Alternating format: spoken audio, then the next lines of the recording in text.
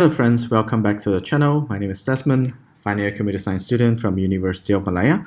In this video, we will try to attempt to solve the mid-sem test past year question for 2016 and 2017. So keep in mind that this is an imitation test problem. And there are two questions in this paper. The first one is given a 9-digit number. You should calculate the checksum and then output the 10-digit ISBN number. So the example is shown over here. This is the 9-digit number that is given. We need to calculate the checksum based on this formula.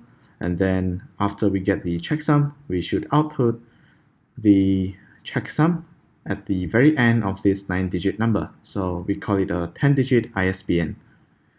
And then if given another number over here, and if we found that the checksum is a 10, we should change this 10 into an X and output it at the end. So that's the requirement for the first question. And for the second question, we would need to read a series of integers until the number -1. We need to find the maximum number and its occurrence. Alright, so let's get to the first question. So before we start, we need to understand the ASCII values. So let's try to run this first. So let me show you what is ASCII about. Let's say we enter 0 and then it returns 48. The reason is that when we read the 0 over here, this would return the character 0, and if we times that character by 1, it returns 48. This is because the number 0, according to this ASCIItable.com, the number 0 over here, okay, the number 0 has a value of 48. So from the number 0 until number 9, they have different values. For example, 48, 49, 50 for number 2, 51 for number 3, and so on. So these 10 values over here has been added 48 to their actual values. So this is just something that we need to keep track of.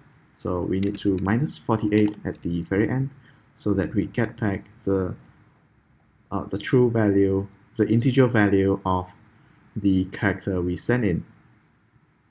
So let's try to run. So if we put in 0, it returns a 0.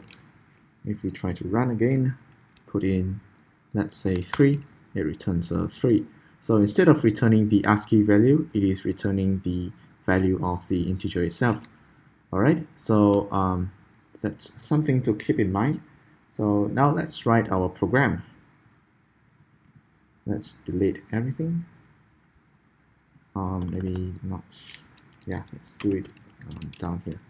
Get input from user. Let's hide this line.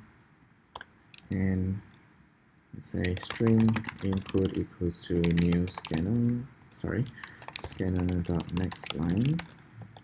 And then we need to do the checksum, calculate checksum. So let's set checksum equals 0. And according to this formula, we are going to get the number and times it by the position in that number.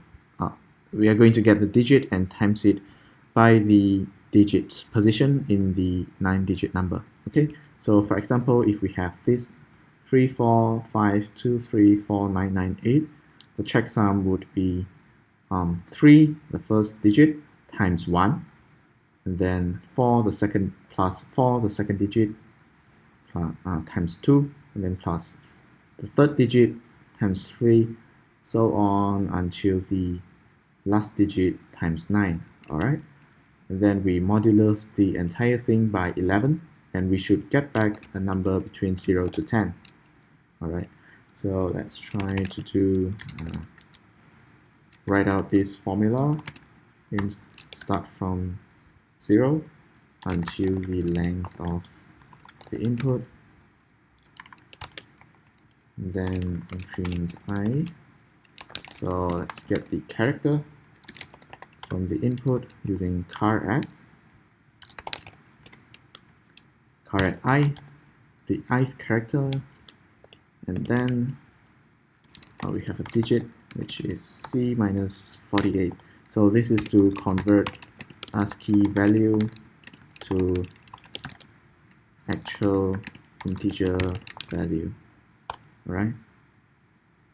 Which was demonstrated over here. We need to minus 48 in order to get the actual digit, and then we class increment the checksum by digit times I times I plus 1. So because I starts from 0, we need to add 1 to it. So the first digit would times 1, second digit would times 2, and so on. And then, of course, this part over here, the for loop is actually doing this part. Alright, times the digit by its placement and sum it together. And at the end, we need to modulus 11. So this is the modulus part. We need to modulus it by 11. Okay, and then at the end, we need to have because we are not done yet, we need to change this 10 to x if we get the checksum as 10. All right, so we need a string. Let's declare a new checksum variable called checksum string. So this should be a string. And then we check if the checksum is equals to 0. If yes, then checksum string is equals to x. Else, if not, then we just need to set the checksum string to integer to string. Just need to return back the checksum value in string. Right at the end, we just output the ISBN number as follows: as input plus a dash plus checksum string. Alright, so that's it for the entire program. So it's actually quite short. This program is just this length. So it's a fairly simple program. We just need to implement the formula over here. This part is the implementation of the formula. And then change the checksum string to x if it equals to 10. Otherwise, we just return back the checksum value in string. And at the end, we just print out the 9-digit value plus the checksum string at the end, which is separated by the dash over here. Let's try to run. Let's take the example from here. So it should return 5, correct? If let's try to do once more for the checksum equals to 10. So it should return x. So that's it for question 1. Let's move on to question 2. So in question 2, we need to read a series of integer until the number -1. So evidently, we need to use a while loop. And to do that, before that, we also need a scanner object. Scanner system.in. Alright, and we have a minimum integer max value. So we are going to find the minimum, so we are going to set this integer, set this mean variable to the maximum possible value in the integer. Okay. Then every time we find a new smaller integer, we are going to replace this with the new smaller integer. And we also need to count the occurrence. So let's say count equals to 0. Alright, or true. We need to keep running this until the number -1. So if we need to read that number first, int num equals to scanner.max int, and if num is equals to -1, break.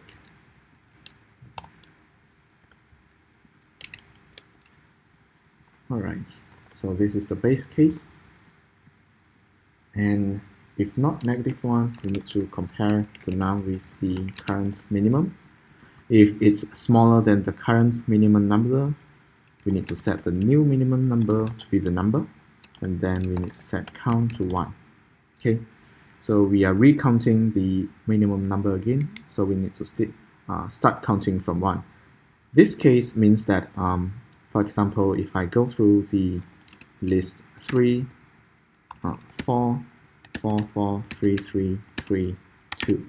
So let's say at first I see this 4. It is smaller than the mean, which is the max value. So every number is smaller than the max value.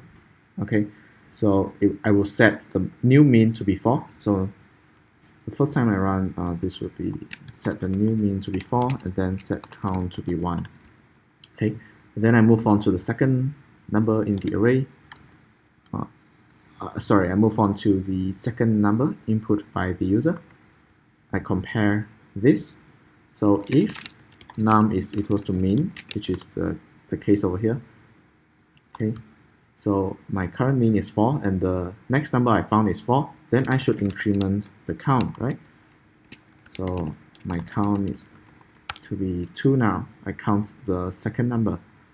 Okay, so I need to increment the count. And let's use else if. Okay, else actually you don't need to do anything. So let's say we encounter a bigger number over here. Okay, so let's say the next number I see is 5 and I compare it to the mean. So 5 is larger than mean and there's nothing to be run over here. We just need to skip over that number and move on to the next. So nothing to do, which is over here, nothing to do. Okay. Then next we found a new number 3, which is smaller than the current mean. So remember that the current minimum number is 4 and we found a smaller number, even smaller number than this current minimum. We need to run the code over here, set the mean to be 3. Okay, and then reset the counter to 1. Because we have found a new smaller number, we need to reset it to 1. Okay, because the previous counter won't be used anymore in the future, because previously we are just counting for number 4, which is not the minimum number. So we can replace that count with a new count. Okay, then we need to move on. Let's change this to 6, -1, we say. Okay, we move on to the next number, which is also 3, and we should increment the count. So now the count is 2, and this number, move on to the next. Now the count is 3, and finally we meet a -1. So we quit the program and display our minimum number is 3 and count is 3, which is correct, as 3 is the smallest number over here and it occurs 3 times. Okay. Alright, so in the end we need to output mean number is plus mean and output the occurrence plus occurrence. Sorry, count. Right, so let's try to run this.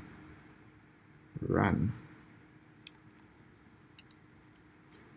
Say we input this number, it should give us 3 and 3.